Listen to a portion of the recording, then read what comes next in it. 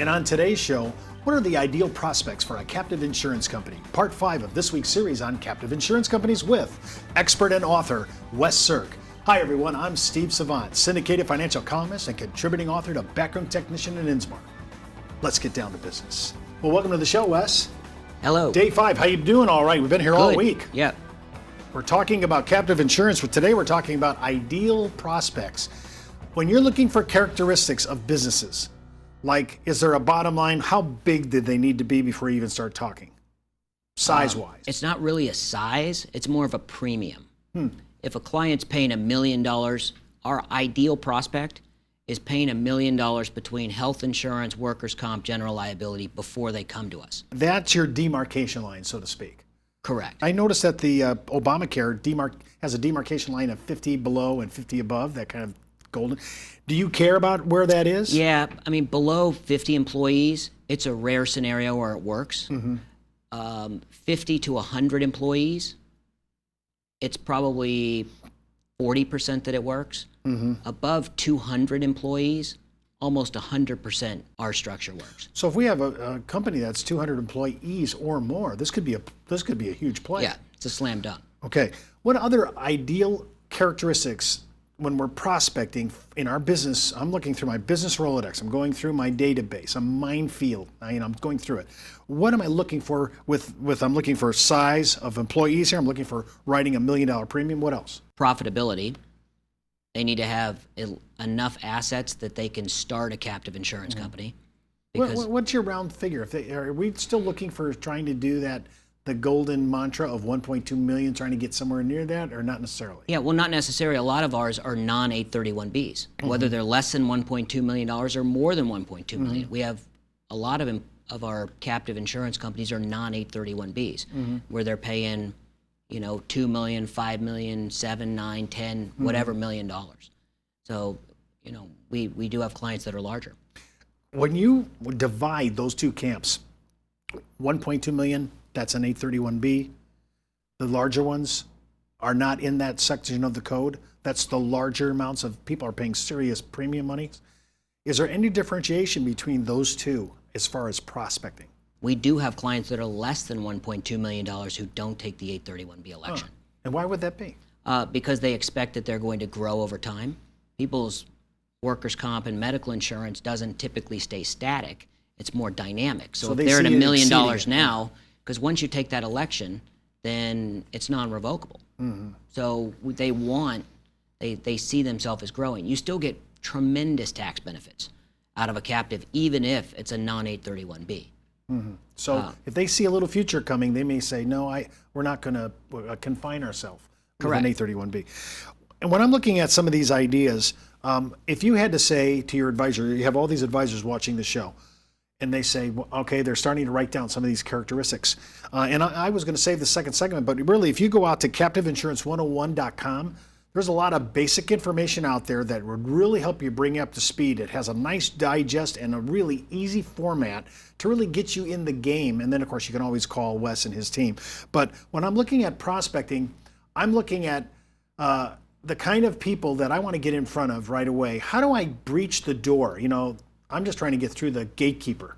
What is one of the things you found in your post? You've been in this thing almost 12 years just doing captives. And you're an advisor as well, and a huge producer, Form 400 producer. I'm just looking for how do I get them through that door with an idea like a captive? Well, most people, and I was guilty of it too, they spend their insurance career talking about why insurance is a good deal for people.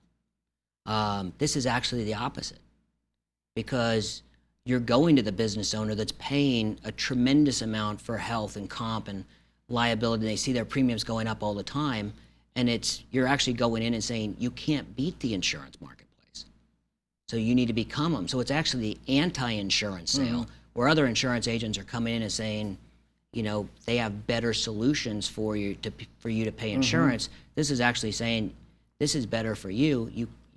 It's better for you to create your own insurance company versus paying the traditional markets.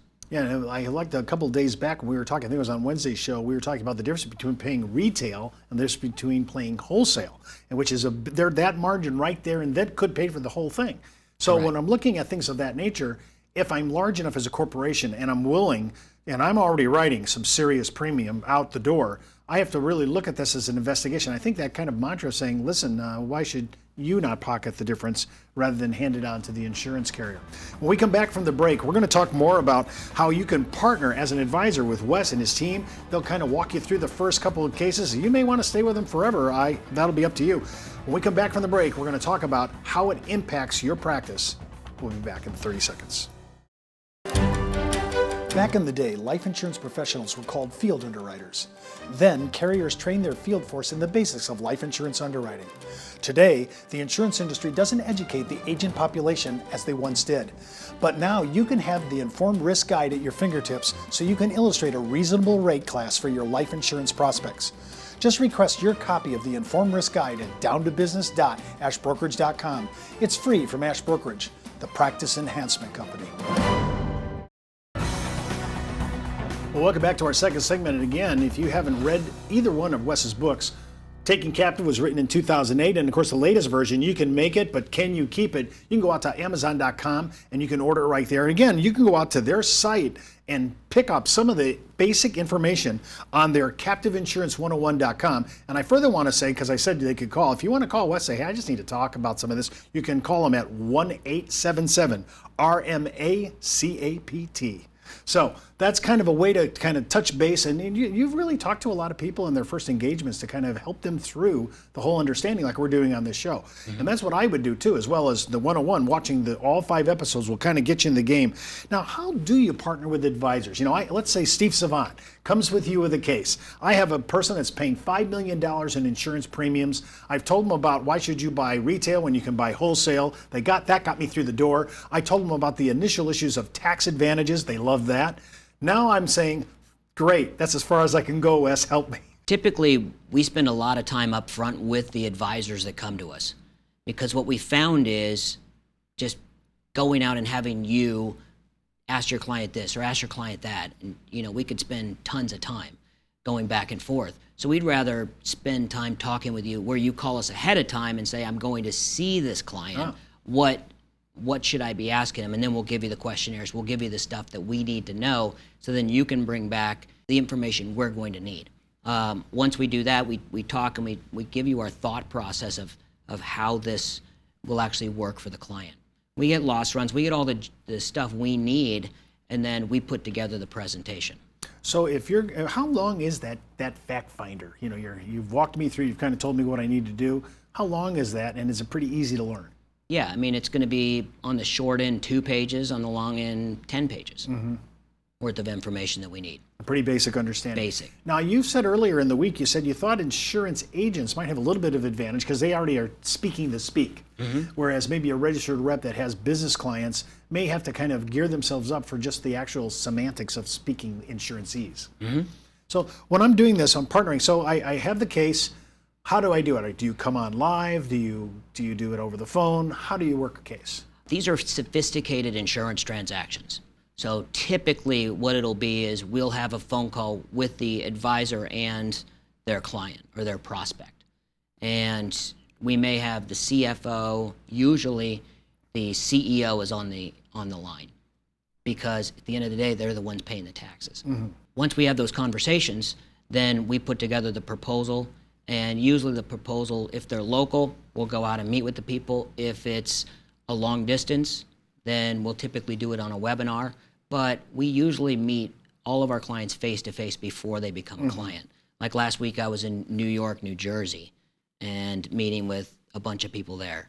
And then I'll have trips to Washington, D.C. I have 2 other partners, and we have a staff of other people. So, there's probably one of us is going in an area which they're going to be.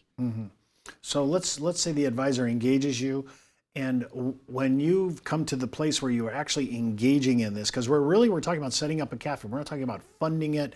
Well, if I'm a registered investment advisor, am I allowed to go ahead and do the asset allocation models? Yeah, correct. And if I'm on the insurance side, if I'm going to, if life insurance is a play, I'm still doing that as well? Correct. Now, do you participate in that, or how do they get paid? How do you share? Yeah, one of the things is that I think makes us different than other people in the industry is we never touch money. And when we set up a captive, an advisor brings us in, we add a portion of our fee for that advisor.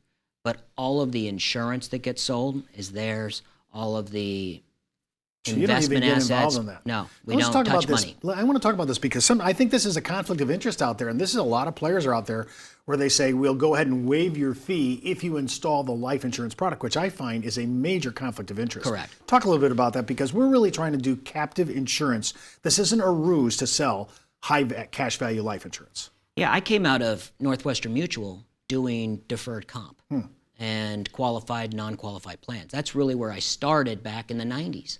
And when you sell deferred comp, you really sell the people that are successful in it, they sell the concept and they get people to buy off on it. And then once the concept is settled, then you have places to invest the money. You can do it in mutual funds, you can do it in bonds, stocks, whatever. You can do high cash value life insurance. But it's really the structure is what they're buying, and then how they fund it is a decision they make on their own.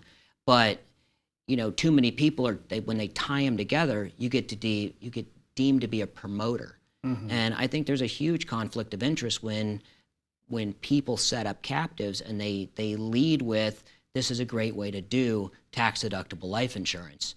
So we just made the decision, when we started the company with my partner Jared many years ago, it was make your competition your clients. And that's really what we've done. So we stayed out of selling any product. We stay in the management. Now we do have our other life insurance business, but that's separate from captives, not tied together. There's so no commingling. Yeah, we wouldn't we wouldn't quid pro quo. No, we wouldn't sell if we're doing a captive management. We don't do any of the investments inside of it. We don't have any investment licenses. We never touch money. I think that is a conflict of interest. Well, that's all the time we have for today's show. Remember, before moving forward with any of the ideas you hear on our show, always consult your tax advisor, legal counsel, or your broker-dealer compliance department. Missed an episode? You can go hop out to our site at downtobusiness.ashbrokerage.com. And remember, you could be wiser as an Ash Brokerage advisor. I'm Steve Savant. We'll see you next week.